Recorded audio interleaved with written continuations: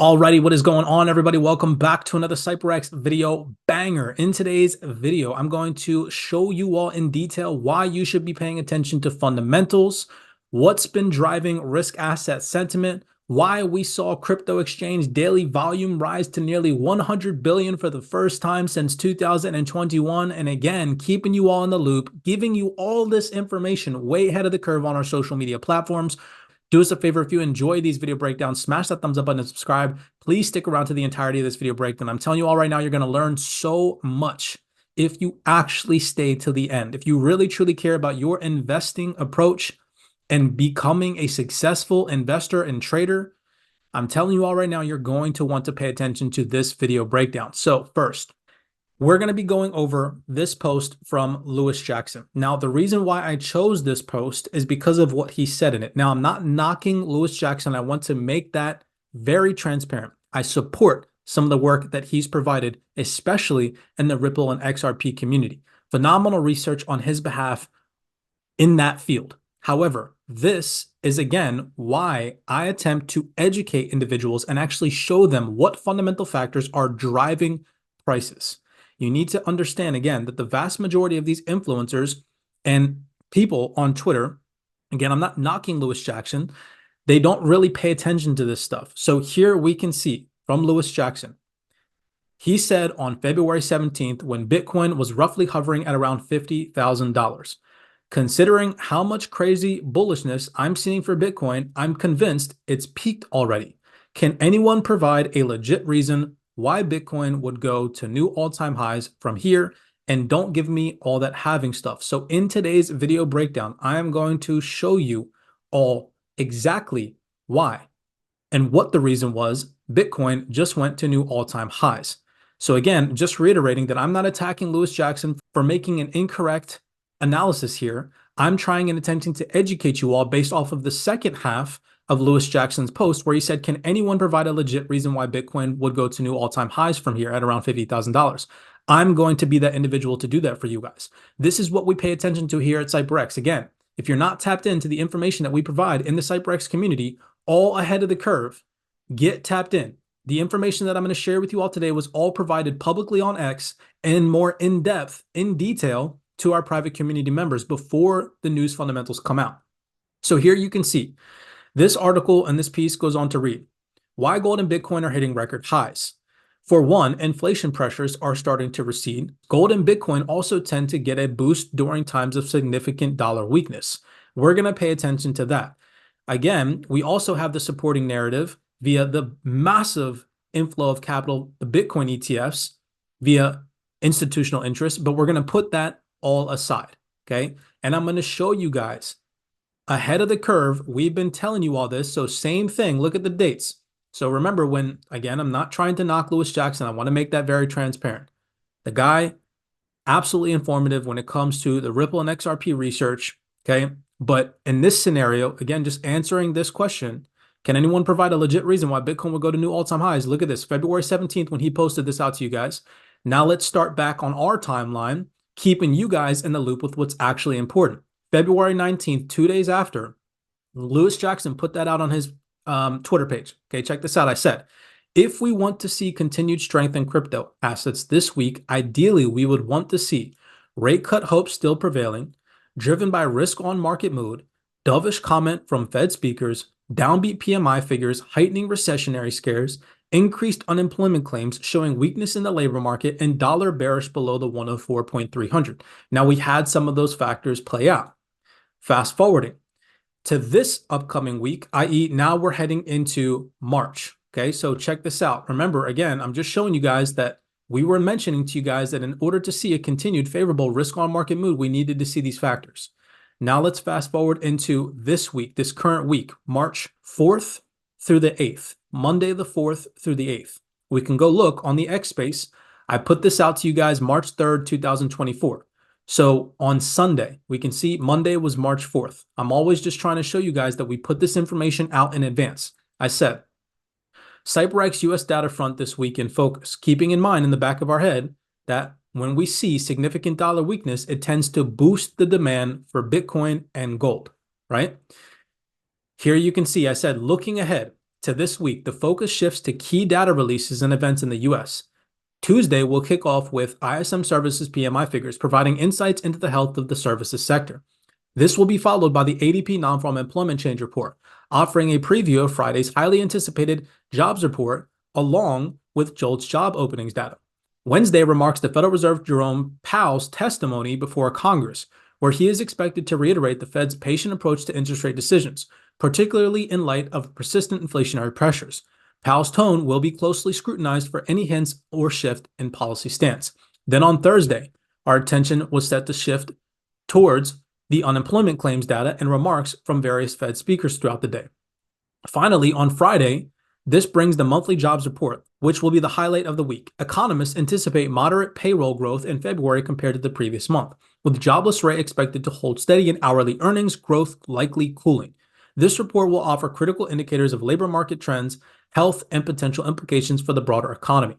So again, giving you guys this information in advance. Now let me show you all how all this data came out. And again, keeping you all ahead of the curve and presenting all this information in our private community well before the data releases play out. I'm going to show you all our analysis here at CyberX, and then show you guys the retail herds information that they get after the data comes out.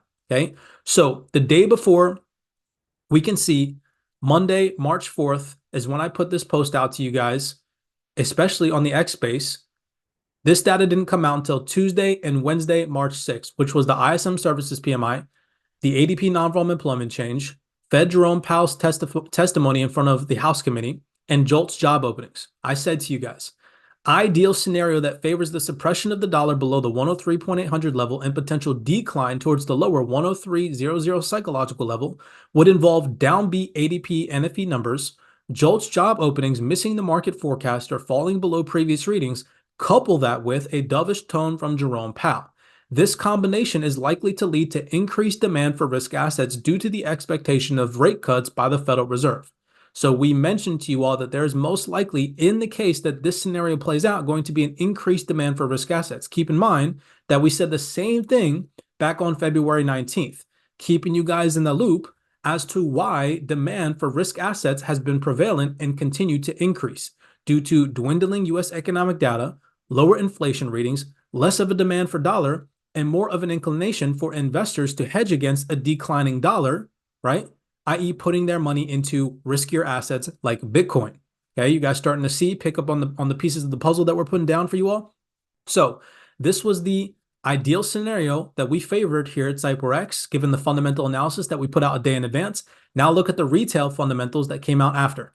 Dollar mutes as U.S. job data comes out short. And yesterday's highly anticipated release of the ADP non-farm employment change data, the dollar failed to gain momentum as the figure came out short. Persistent downward pressure on the dollar's strength ensued as the U.S. long-term treasury yields continued to decline as well. Now moving forward, we saw another report that I put out to you guys in advance. This time, our focus was shifting towards the unemployment claims and Fed Jerome Powell's testimony, right?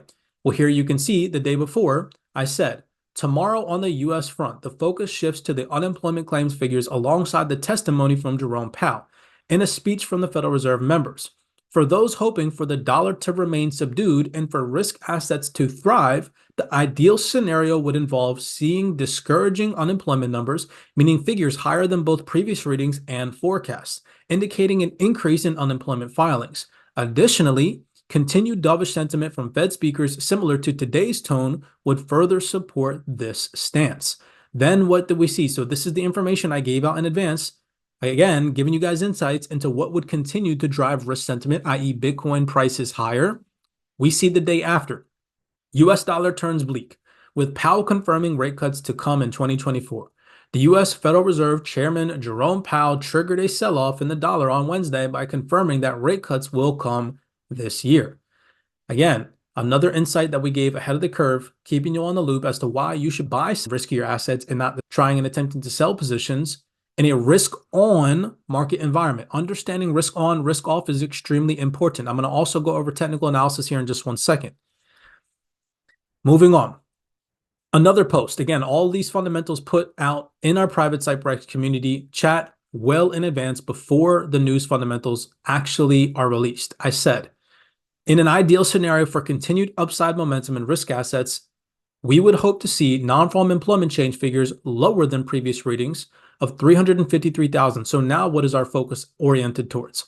This report was put out in our private community on Thursday and also publicly put out to you guys on X on Thursday evening, where our focus was then oriented on the non-farm employment change, unemployment rate figures, and further dollar weakness. So I said, the ideal scenario for continued upside momentum in risk assets, we'd hope to see non-farm employment change figures lower than previous readings of 353,000 and below the market forecast of 198K. This should be coupled with higher unemployment rates. Currently, the unemployment rate is anticipated to remain unchanged at 3.7%, aligning with previous readings. However, for the dollar to weaken, it would be advantageous for these numbers to surpass previous and forecasted readings, reaching 3.8% or higher. Pay attention. We specifically said we need to see the unemployment rate come out higher than 3.8% for it to create a scenario where we see dollar weaker and risk assets flourish. Fast forward to today, what did we see? The dollar extended its loss after jobs reports data. The dollar index lost to 102.300 on Friday, the lowest level since mid-January as traders digest the jobs report. The February payroll figure came in above forecast, but job gains in both January and December were revised sharply lower. And then we also saw the unemployment rate increase to 3.9%, the highest level since January 2022, after holding at 3.7% for 3 straight months. So just like in our pre-planned analysis, we mentioned that we wanted to see right here reaching 3.8% or higher. We got that to the absolute T, right? So we put all this information out to you guys in advance. All of these factors, again, dwindling U.S. economic data, lower inflation readings, dovish sentiment from Jerome Powell, i.e. the Federal Reserve Chair, and weak U.S. dollar, all are factors that tend to favor a risk-on market environment. Crypto exchange daily volume rises to nearly 100 billion for the first time since 2021. Now, back to reiterate, again, Lewis Jackson's post, again, I want people to like truly understand. I know I'm going to get haters that, oh, why are you knocking him? Why are you calling him? I'm not calling him out. I'm just answering his question. Can anyone provide a legit reason why Bitcoin would go to new all-time highs? This is why you need to be paying attention to fundamentals. This is why you should be tapped into the information that we provide here at CyberX, because every single day before the news came out, we put out these fundamental factors that you all should be paying attention to that would most likely lead to an increased risk-on environment driving demand for Bitcoin, right? We'd been calling that out back on February 19th when prices were down here in this area. Inversely, again, we had individuals wondering why there was going to be continued bullishness in risk assets. We just showed you all why, right? So do us a favor. If this video you found insightful, giving you guys actual information as to what drives demand behind risk assets, remember, keep in mind, fundamentals are extremely important. Why are they important? Because they bring volume and volatility to the market.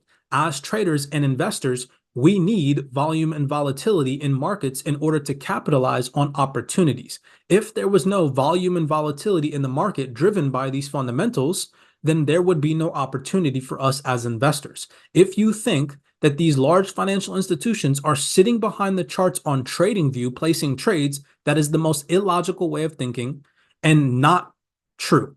They are paying attention to these fundamentals. They price in information. For example, let me show you guys another example here. Okay, check this out. So when here in this area, Lewis Jackson was putting out the information, wondering why Bitcoin would go higher. Okay, think about what data came out this week. If you don't know, let me enlighten you. So here in this week is when the inflation data, i.e. the core PCE price index year over year, came out in February at the end of the month, right? Came out the last week of February. So think about just, you can literally see that the market makers get this information in advance and price it in. Here in this area, why we were still bullish in risk assets is because we got the data forecast. The data forecast this week in February was that this week in February, the data was going to come out reading lower inflation, i.e. core PCE year over year, from a previous reading of 2.9% down to 2.8%, right? That is a decline in inflation, i.e. heading lower towards the goal of the Federal Reserve, which is 2%, right? So here in this week, when individuals were questioning why Bitcoin would go higher, the market started to price in that in this week, we were going to get lower inflation readings. And you can clearly see what lower inflation readings did to risk assets, i.e. continued to drive demand. Remember that in a lower interest rate environment, risk assets tend to appreciate in value. Look at this. So again, here in this area, what is this orange box on Bitcoin? This is where in January, particularly on the 26th of January, inflationary readings did what? They came out lower than the previous month, i.e. core PCE price index year over year. In the previous month, back in December, came out at 3.0%. And here on January 26, 2024, they came out with a slight decrease from previous readings of 3.0% down to 2.9%. Again, a lower inflation reading, signaling that eventually the Federal Reserve will be able to cut interest rates. And what did we see? Massive demand for risk assets due to the expectation of a lower interest rate environment signaled by the potentiality of the Federal Reserve cutting interest rates. You guys can see that now. Now, let me get into technical analysis before, again, we end this video breakdown. If you guys have enjoyed this so far and you've actually stuck around and you're finding this information insightful, showing you guys the realest information in the freaking game, okay? We're not here touting freaking massive price predictions or anything like that. We're actually keeping people in the loop with what to be paying attention to, right? Again, Lewis Jackson, if you're listening to this, pay attention. Not only did we have, so think about everything that I just gave you all in a nutshell. Not only did we have supporting fundamental factors driving continued risk on sentiment, also we had, layer that with high institutional demand. Every single week since January 2026, we've seen massive inflows into the Bitcoin ETF on an unprecedented level. Why trade against that? Especially considering the fact that on the daily chart, we have not broken technical analysis demand areas. What do I mean by that? We have not at any point in time on the daily time frame broken previous higher lows. So here, i.e. these orange boxes that I have highlighted for you guys, in order to see an inverse bias, think about everything that I just went over, okay? We would need to see a break in market structure on the daily, and this type of move would need to be created by a sour or risk-off market sentiment and dollar strength supported by fundamental factors driving demand away from risk assets and back into the dollar. We did not see any of those catalysts play out. Now, if we saw a scenario like this play out, coupled with risk-off market mood, couple that with increased dollar demand, right? Then we can start to say, all right, give or take some slight retracements for better premium sell positions, then maybe we can see a sell-off in Bitcoin. We got none of these factors playing out. All here in this area, again, back on February 19th, we were telling you all what to be paying attention to. We were telling you all that increased risk on market demand would be driven by dollar weakness and supporting fundamental factors. So I hope that you guys enjoyed this video breakdown. Again, I don't want anybody to think that I'm attacking Lewis Jackson. I was simply just trying to answer his question by saying, can anybody show me what factors were going to drive demand for Bitcoin? I just showed you all, right? So do us a favor, smash that thumbs up button, tap in to the private CyberX community where we give these insights well in advance to our private monthly members. Every single evening, breaking down Zoom calls. This week alone, we had over 5 Zoom calls breaking down this information to the private CyberX community members. As always, many blessings to you guys. Be cognizant, be aware out there. Make sure that you're assessing your risk properly and being careful with who you follow and gather information from on the internet. And I will see you all in the next video breakdown.